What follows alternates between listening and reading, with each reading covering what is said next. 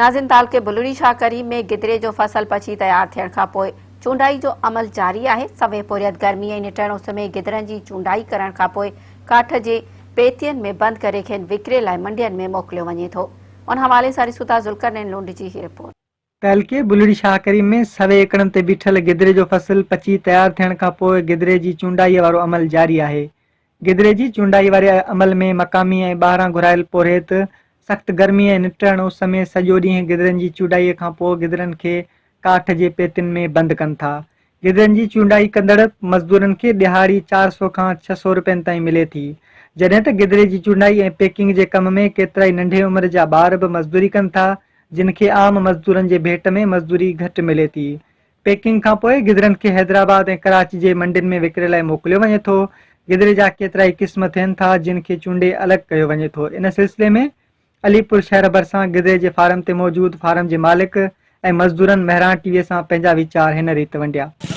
बुकाई जेको तो माना असां हाणे त मुख़्तलिफ़ जेको माना ज़रे आला तक़रीबन अची चुका आहिनि।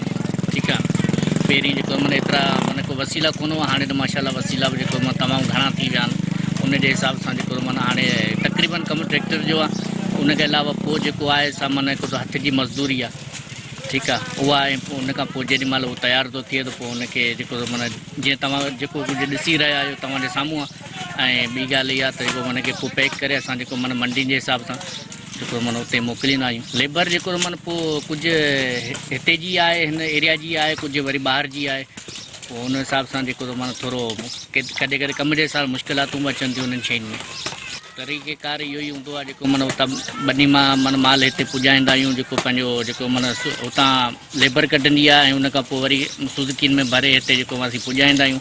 इन खां पोइ हिनखे छाती कराईंदा आहियूं। छाती करण खां पोइ हिन में पेटी में पैक करे ऐं हिनखे जेको माना पतरीअ ॿधी ऐं जेको माना उन खां पोइ जेको माना असां गाॾियुनि में लोड कराईंदा आहियूं। ॿ टे क़िस्म धारी आहे जा ही गोल्डन अलॻि करणो पवंदो। ही धारी आहे, गोल्डन अलॻि करणो थो पए, धारी अलॻि करणो थो पए, अवल अलॻि करणो थो पए। मजूरी 700-800 रुपया ॾियणी पवंदी आहे। असांजे छाती वारो कमु जेको आहे तमामु ॾुखियो में ॾुखियो आहे, पर करणो थो पवे।